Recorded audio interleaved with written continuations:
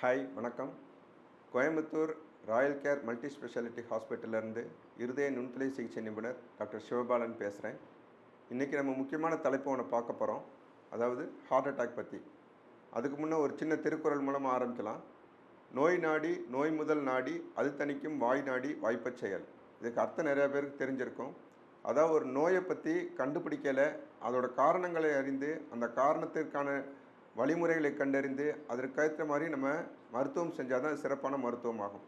அதே போல் தான் ஹார்ட் அட்டாக்னு வந்துட்டால் ஹார்ட் அட்டாக் ட்ரீட்மெண்ட் பண்ணுறது மட்டும் இல்லாமல் அது வருவதற்கான வழிமுறைகளை கண்டறிந்து அதை தடுப்பதற்கான வழிமுறைகளையும் நாம் கையாள வேண்டும். அதுவே சிறந்த வைத்தியமாகும்.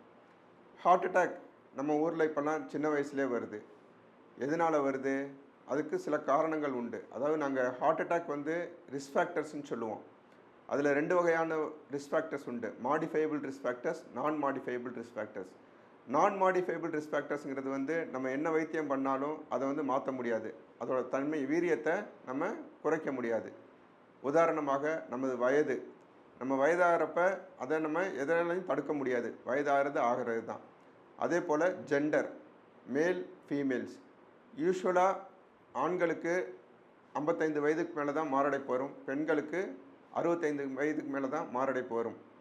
ஆனால் சில காரணங்களால் ஆண்களுக்கு 45 வயதுக்கு முன்னதாகவே மாரடைப்பு வருவதற்கான வாய்ப்புகள் தற்பொழுது அதிகரித்து உள்ளன. அதே போல் தான் பெண்களுக்கும் 55 வயதுக்கு முன்பாகவே இப்போலாம் மாரடைப்பு வருது. இது ஏன்னு நம்ம பார்க்கணும். ஸோ இதெல்லாம் நான் modifiable risk factors. Modifiable risk ஃபேக்டர்ஸ்ன்னு பார்த்தீங்கன்னா ஸ்மோக்கிங், கொலஸ்ட்ரால் இருக்கிறது, இரத்த அழுத்தம், உயர் இரத்த அழுத்தம், சர்க்கரை வியாதி, உடல் பருமனாகுதல், இதெல்லாம் மாடிஃபையபிள் ரிஸ்க் ஃபேக்டர்ஸ். ஸோ நம்ம ஏதாவது ஒரு ட்ரீட்மெண்ட் எடுத்து இந்த ரிஸ்க் ஃபேக்டர்ஸை கம்மி பண்ணோம்னா மாரடைப்பு வரக்கான வாய்ப்புகளும் குறையும். ஸோ மாரடைப்பு எதனால் வருது? நம்ம உடம்புல சராசரியாக 5 வயதுலேருந்தே எல்லாருக்குமே இரத்த குழாயில் கொழுப்பு படிய ஆரம்பிக்கும். அது உங்களுக்காக இருக்கட்டும், எனக்காக இருக்கட்டும், உங்கள் குழந்தைகள், என்னோடய குழந்தைகள், யாருக்குனாலுமே சராசரியாக 5 வயதுலேருந்தே இரத்த குழாயில் கொழுப்பு படிய ஆரம்பிக்குது. ஸோ இது வயதாக காரணத்தினாலும் சர்க்கரை வியாதி, உயர் இரத்த அழுத்தம், சிறு வயதிலே உடல் பருமனமாகுதல், இதனால் நம்ம உடம்புல கெட்ட கொழுப்பு அதிகமாக உருவாகுது. கொழுப்பு வகைகள் பார்த்திங்கன்னா அதில் 2 வகை உண்டு. நல்ல கொழுப்பு, கெட்ட கொழுப்புன்னு 2 வகைகள் உண்டு. நல்ல கொழுப்பு நம்ம உடம்புல இருக்கிற மற்ற உறுப்புகளும் செல்களும் முறையாக வேலை செய்வதற்கு உறுதுணையாக இருக்கிறது. கெட்ட கொழுப்புக்கு வேறு வேலையே இல்லை. அது நம்ம இரத்த குழாயில் போய் படிஞ்சு இரத்த குழாயை அடைக்கிறது தான் அதோட முக்கியமான வேலையே. ஸோ நம்ம இந்த கெட்ட இரத்த கொழுப்பை தடுக்கணும். ஸோ அதுக்கு என்ன பண்ணணும்? இப்போ மாரடைப்பு வரக்கான காரணங்கள் நம்ம கண்டுபிடிச்சிட்டோம். எதனால்? நம்ம இரத்த குழாயில் கொழுப்பு படிஞ்சு இரத்த குழாயில் அடைப்பு ஏற்பட்டு இரத்தோட்டம் தடைப்படுறதுனால மாரடைப்பு வருது. ஸோ இதற்கான முக்கிய காரணங்கள் நம்ம உடல் பருமனமாகுதல், சர்க்கரை வியாதி, உயர் இரத்த அழுத்தம், அப்புறம் புகைப்பிடித்தல். ஸோ இந்த காரணிகளை இந்த ரிஸ்க் ஃபேக்டர்ஸ் எல்லாம் நம்ம கம்மி பண்ணோம்னாலே சிறு வயதிலே மாரடைப்பு வரக்கான வாய்ப்புகளும் குறையும். ஸோ நம்ம என்ன பண்ணணும்? ஃபஸ்ட்டு இப்போ ட்ரீட்மெண்ட். இப்போ மாரடைப்புக்கு ஏற்பட்டதுக்கான வைத்தியம் என்ன பண்ணணும்? எல்லாருக்குமே பக்கத்தில் பெரிய ஆஸ்பத்திரி இருக்கிறதில்ல. ஸோ நம்ம இந்த மாரடைப்பு ஏற்பட்டதுக்கான அறிகுறிகள் தென்பட்டால் உடனே அருகில் இருக்கும் சிறிய மருத்துவமனையாக இருந்தாலும் அருகில் இருக்கும் மருத்துவமனைக்கு சென்று உடனடியாக இசிஜி எடுத்து பார்க்க வேண்டும். இந்த இசிஜியில் மாரடைப்பு ஏற்பட்டதற்கான அறிகுறிகள் தெரிந்தால் உடனடியாக அதற்கான வைத்தியத்தை நம்ம ஆரம்பிக்கணும்.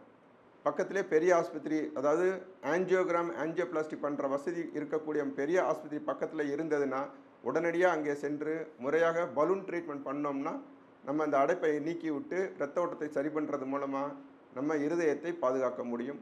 மாரடைப்பினால் வரும் பக்க விளைவுகளை நம்மை பாதுகாத்து கொள்ள முடியும். அப்படி பெரிய ஆஸ்பத்திரி எதுவும் பக்கத்தில் இல்லை அப்படின்னா அந்த நம்ம போயிருக்கிற சின்ன ஆஸ்பத்திரியிலேயே அந்த இரத்த கட்டி கரைக்கிறதுக்கான மருந்துகள் உண்டு. அந்த மருந்தை உடனடியாக மருத்துவரின் ஆலோசனைப்படி நரம்பு மூலமாக உட்கொண்டால் அந்த இரத்த கட்டி கரைஞ்சி இரத்த ஓட்டம் சரியாவதற்கு வாய்ப்புகள் அதிகம். முக்கியமாக இந்த மாரடைப்பு ஏற்பட்டதற்கான அறிகுறிகள் தென்பட்ட 4 மணி நேரத்திற்குள் நம்ம இந்த வைத்தியத்தை மேற்கொண்டால் நம்ம இருதயத்தை பாதுகாத்து கொள்ள முடியும். மாரடைப்பினால் ஏற்படும் பக்க விளைவுகளிலிருந்து நம்மை பாதுகாத்து கொள்ள முடியும். ஸோ அதுக்கப்புறம் அந்த மருந்தை உட்கொண்ட பிறகு நம்ம பெரிய ஆஸ்பத்திரிக்கு போயிட்டு ஒரு ஆஞ்சியோகிராம் டெஸ்ட் பார்த்து அடைப்பு இன்னும் தீவிரமாக இருந்தது அப்படின்னா நம்ம அதுக்கேற்ற மாதிரி பலூன் ட்ரீட்மெண்ட்டோ பைபாஸ் ஆப்ரேஷனோ டாக்டரோட அறிவுரைப்படி நம்ம மேற்கொண்டோமானால் இருதயத்தை பக்க விளைவுகளிலிருந்து பாதுகாத்து கொள்ள முடியும். இப்போ ட்ரீட்மெண்ட் முடிச்சாச்சு. ஸோ இதை தடுக்கிறதுக்கான வழிமுறைகள் என்ன டாக்டர்னு நீங்கள் கேட்கலாம். ஸோ நான் சொன்ன மாதிரி 2 முக்கியமான விஷயம். இந்த மாரடைப்புலேருந்து நம்ம தடுத்துக்கொள்ள முக்கியமான விஷயம். 1 செலவு இல்லாமல் இருக்கிற ஒரு ட்ரீட்மெண்ட். என்னன்னு பார்த்தீங்கன்னா நடைப்பயிற்சி. செலவே இல்லைங்க. தாராளமாக ரோட்டில் இறங்கி நம்ம நடக்கலாம் தினம். செலவே கிடையாது.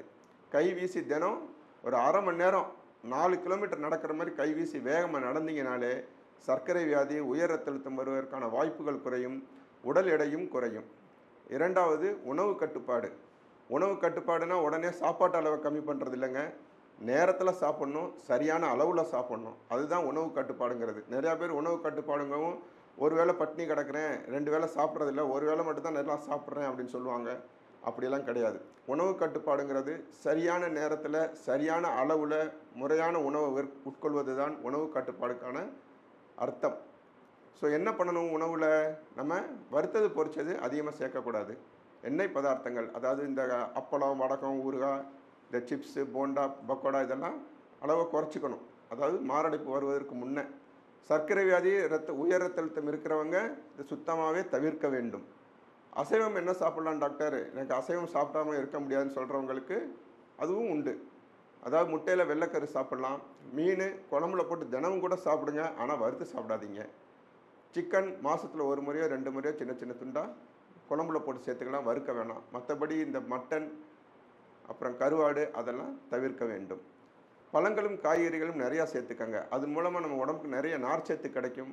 அதன் மூலமாக சர்க்கரை வியாதியும் உடல் பருமனாகுதலை தடுக்க முடியும். ஸோ முறையாக உடற்பயிற்சி, உணவு கட்டுப்பாடு மேற்கொள்வதன் மூலம் நம் சிறு வயதிலேயே மாரடைப்பு வருவதை தடுத்து கொள்ள முடியும். ஏற்கனவே மாரடைப்பு வந்தவங்க என்ன டாக்டர் நான் பலூன் ட்ரீட்மெண்ட்லாம் பண்ணிட்டேன், இனிமேல் எனக்கு ஒரு பிரச்சனையும் வராதே அப்படின்னு கேட்க வேணாம். நம்ம முறையாக எல்லாத்தையும் கண்ட்ரோலில் வச்சுக்கலைன்னா மீண்டும் ஒரு முறை மாரடைப்பு வரத்தான் செய்யும். நம்ம பலூன் ட்ரீட்மெண்ட் மூலமோ பைபாஸ் பண்ணுறது மூலமோ நம்ம யாரையும் மார்க்கண்டேயன் ஆக்க போகிறதில்ல. நம்ம வந்த பிரச்சனையை சரி பண்ணியிருக்கோம். இனி பிரச்சனை வராமல் இருக்கிறதுக்கு நம்ம முறையாக உடற்பயிற்சி, உணவு கட்டுப்பாடு, மருத்துவர்களுக்குரிய மருந்துகளை முறையாக உட்கொள்வதன் மூலம் மேற்கொண்டு திரும்பவும் ஒரு முறை மாரடைப்பு வருவதை தடுக்க முடியும். நம்ம இதயத்தை பாதுகாத்து கொள்ள முடியும். ராயல் கேர் மல்டி ஸ்பெஷாலிட்டி ஹாஸ்பிட்டலில் 24 மணி நேரம் இயங்கக்கூடிய கேத்லாப் வசதி உள்ளதுங்க. உடனடியாக பலூன் ட்ரீட்மெண்ட், அதாவது ஆன்ஜியோகிராம், பிரைமரி ஆன்ஜியோபிளாஸ்டின்னு சொல்லுவாங்க.